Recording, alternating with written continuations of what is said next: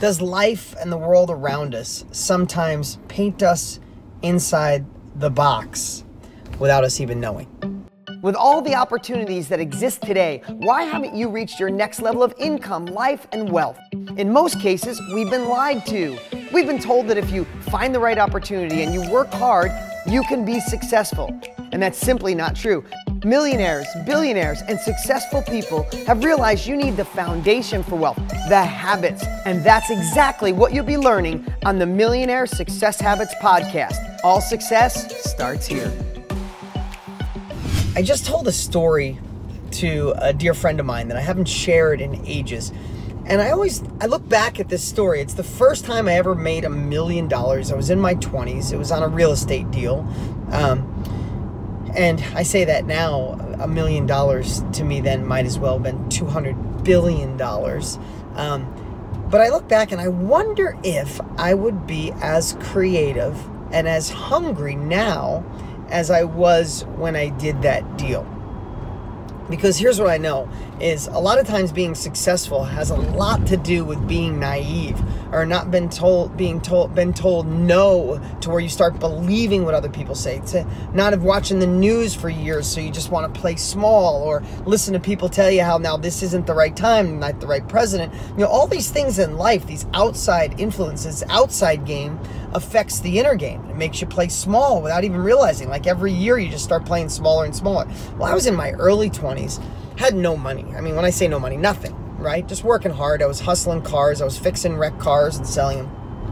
And this piece of property came for sale. Well, it actually wasn't for sale. It came for sale because I became friends with the owner. His name was Mark Miller. He's a famous artist, and he owned 28 acres of vineyards because he owned a winery, and there was an old vineyard, had the grapevine still in it, but the weeds had grown up.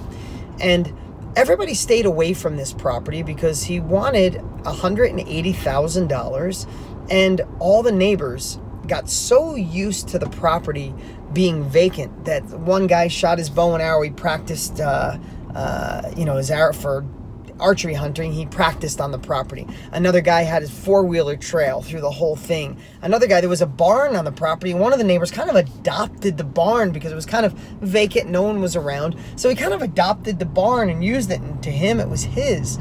And the other guy up on the hill just wanted complete privacy. He didn't want anybody building next to him. That's in real estate, we call it not in my backyard. I could build a house, but I don't want anybody building in my backyard, right?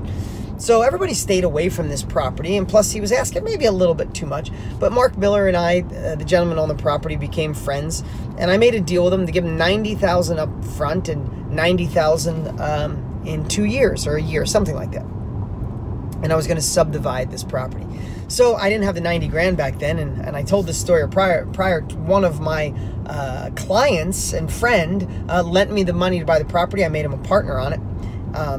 So I went to Mark Miller, I locked up the property, and I go through the... Now, I'm sharing this story specifically, take the lessons out of it, is one of it was being naive. And one of and I put this in my first real estate course, which was called Think a Little Different.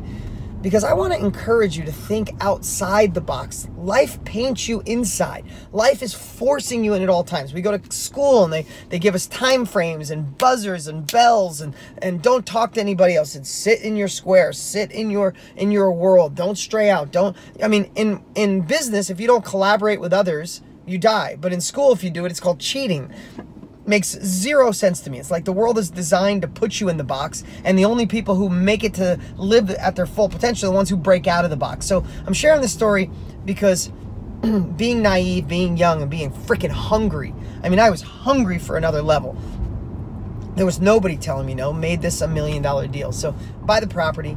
I start going through the subdivision process, and I'm beg, borrow, and steal. I'm hustling cars during the day to use the money to pay for this subdivision. I have engineers and architects, and then I got to lay out the road, and I'm learning all this stuff about a big subdivision. It's called a major subdivision. I had done a minor subdivision, which was like 3 lots or 4 lots or less. So now I'm doing a major, and all of a sudden it starts. I go to the first planning board meeting, and all the neighbors show up, and they're just like I murdered their children, for lack of a better word. They just despised me. And I'm like, wow, how am I going to do it? And you got to realize in business, one person upset can stop or cause you years. And I didn't have the money to drag this thing out for years and fight the neighbors and all that kind of stuff. So they go, and one of the guys' name was Wade Sargent. His mother and my mother were best friends growing up.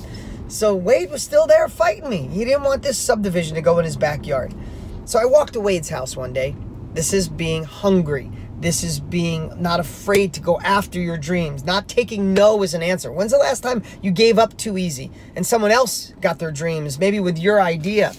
So I knock on Wade's door. His name was Wade Sargent. I said, "Hey, Wade, what's up?" "Hey, Dean." He was kind of like, "You're my friend, but you're trying to ruin my backyard." So I said, "Wade, listen, I'm going to make that subdivision happen. It might take me longer. Everybody can fight me. I'm going to make it happen. I don't give up. But how can I make you happy?" And what he told me changed everything. He said, "Well, I just really don't want the road to go close to my backyard. If I had a little buffer," he said, "if I had a little buffer, I'd be fine. I'd support you." I'm like, "Well, by buffer, you mean if I sold you a piece of that property, you'd be happy?" He said, "Yeah, would you do that?" I said, "Heck yeah, I'll take your money." So I do a lot line revision, not even a subdivision. You don't have to know real estate to understand this. I did a lot line revision, and I gave him a half of an acre, and he cut me a check. I'm like, wow. I went to all the neighbors. The guy that was using the barn like it was his, carved out an acre and sold him the barn. The guy that wanted privacy, I sold him 4 acres. Another guy wanted a 2-acre cushion. Next door neighbor wanted to sell some lot, wanted to put a house for his daughter on his property someday. I ended up selling over $250,000 worth of lot line revisions to the neighbors. And all of them happy. All of a sudden, all of them from hating me, everybody staying away from this property, they all love me. I was the guy going down the road, they high-fived me, they waved to me. And then guess what?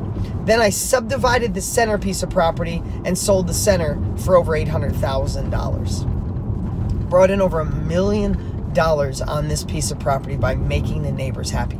Now, people much smarter than me, developers in our town, looked at that property, told me I was crazy. Rick Affuso's dad told me, because he had farmed that property when he was a kid, and I respected him. He was a great real estate developer in our little town. And he told me, "You paid $180 for that property, you just lost your butt." He didn't say butt. "You just lost your ass," he said. And I was like, damn it, maybe I did. But they were all looking at it from inside the box. I was desperate. I was hungry. I didn't take no for an answer. And I looked at it completely different. Like the name of my first course, Think a Little Different. Where in your life right now are you inside the box and you don't realize it, and you need to think a little different? That's where change happens. That's where innovation happens. That's where breakthroughs happen. That's when people go, "Holy crap, how did he do that? How did she do that?" It's by not taking no for an answer, not looking at it through a set of glasses that everybody has. Everybody's got the same glasses on. Wear a different pair. Look at things differently. Go for it. Don't let the world talk you into being complacent. Make your own decisions. Follow your vision. If you're listening to me, that means you want another level of life. It's time you go after it.